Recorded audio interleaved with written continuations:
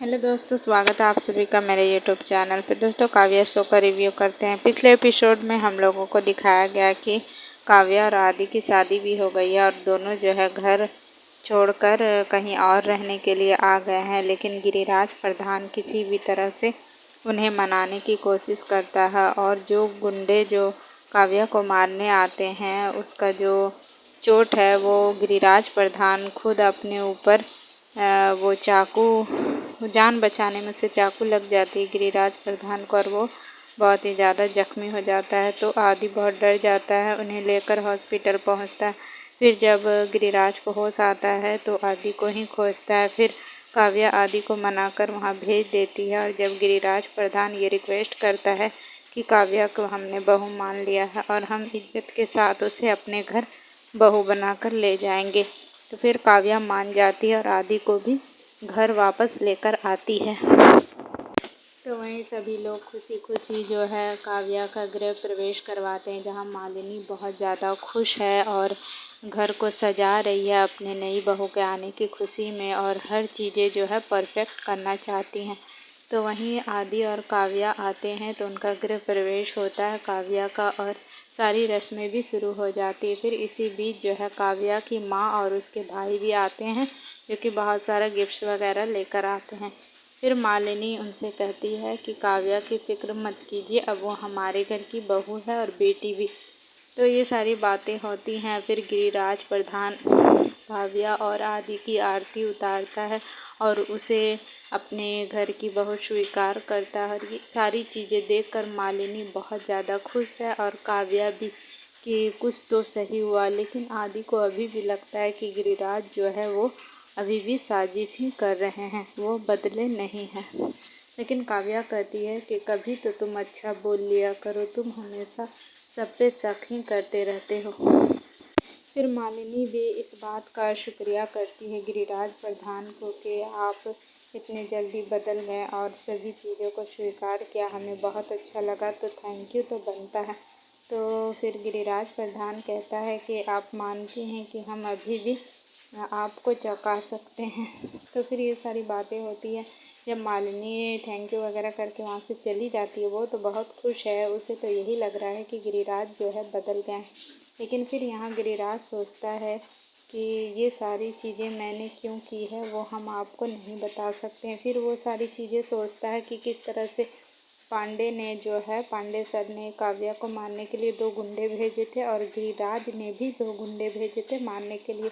लेकिन यहाँ ट्विस्ट ये आया कि जो गुंडे काव्या को मारने आए थे उस गुंडे को गिरिराज प्रधान ने खरीद लिया और कहा कि जब तुम काव्या को मारने आओगे तो उसे नहीं मारोगे बल्कि मुझे मारोगे, वो भी थोड़ा सा ही चाकू लगना चाहिए, सिर्फ चमड़ी में। तो चलिए, ये तो क्लियर हो गया कि गिरिराज प्रधान ने काव्या की जान नहीं बचाई थी, बल्कि वो अपने साजिश में कामयाब हो गए कि सभी को यही लगे कि गिरिराज ने काव्या की जान बचाई उस गुंडे से। गिरिराज अभी भी वही है जो काव्या के लिए पहले दुश्मन थे, अभी भी वो उसे अपनी बहू स्वीकार कभी नहीं करेंगे और उससे अभी भी बदला ही लेते रहेंगे, आदि की ज़िंदगी से उसे बाहर निकालेंगे। ये सारी चीज़ें सोचते हैं। फिर जो है उसके बाद मालिनी जो है काव्या को अपने रूम में लेकर जाती है, उसका कमरा दिखाती है जहाँ बहुत सारी सजावट करने को सोचती है, लेकिन जल्दी जल्दी में मालिनी ये सब नहीं कर पाती है। तो फिर काव्या उस रूम को डेकोरेट करने लगती है। फिर उसकी माँ का कॉल आता है तो वो उसे सारी चीज़ें समझाने लगती है कि जब शादी हो जाती है लड़कियों को किस तरह से ससुराल में रहना चाहिए। ये सारी बातें होती है माँ बेटे के बीच में।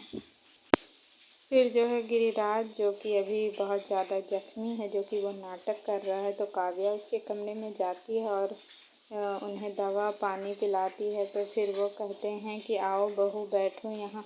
जिस तरह से उसने अपना रूप बदला है ये तो काफ़ी हंसी आ रही थी जब मैंने ये एपिसोड देखा था। अगर आप लोगों ने देखा होगा तो प्लीज़ कमेंट्स में ज़रूर बताइएगा।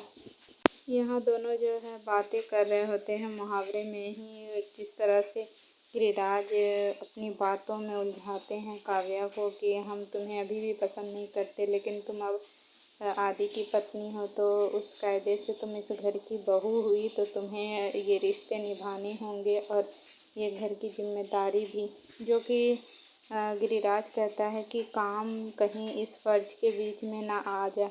फिर काव्या कहती है कि हम अच्छी बीवी, अच्छी बहू और एक अच्छी अफसर बनकर दिखाएंगे और ये हम आपको साबित भी कर देंगे। तो ये सारी चीज़ें होती हैं यहाँ पे। फिर गिरिराज कहता है कि हम भी आदि से बहुत प्यार करते हैं और तुम भी, तो उसे तो कुछ नहीं होना चाहिए। लेकिन काव्या कहती है अब उसकी तरफ किसी ने देखा या फिर उसे नुकसान पहुंचाने की कोशिश की तो मेरी जान ही क्यों न चली जाए, लेकिन उसे कुछ नहीं होने दूंगी। यहाँ साफ जाहिर हो जाता है कि शायद काव्या को ये लग रहा है कि गिरिराज पर ध्यान है जो है थोड़ा थोड़ा बदल रहा है, लेकिन ऐसा नहीं है। जब काव्या वहाँ से चली जाती है तो गिरिराज फिर से सोचने लगता है कि देखते हैं तुम ये सारी चीज़ें किस तरह से हैंडल करती हो। तो दोस्तों आज के एपिसोड में तो यहीं तक दिखाया गया। और आपको ये रिव्यू अच्छा लगा तो प्लीज़ वीडियो को एक लाइक करें, चैनल को सब्सक्राइब करें और वीडियो शेयर ज़रूर करें। मैं फिर मिलूँगी नेक्स्ट एपिसोड के साथ, तब तक के लिए बाय बाय।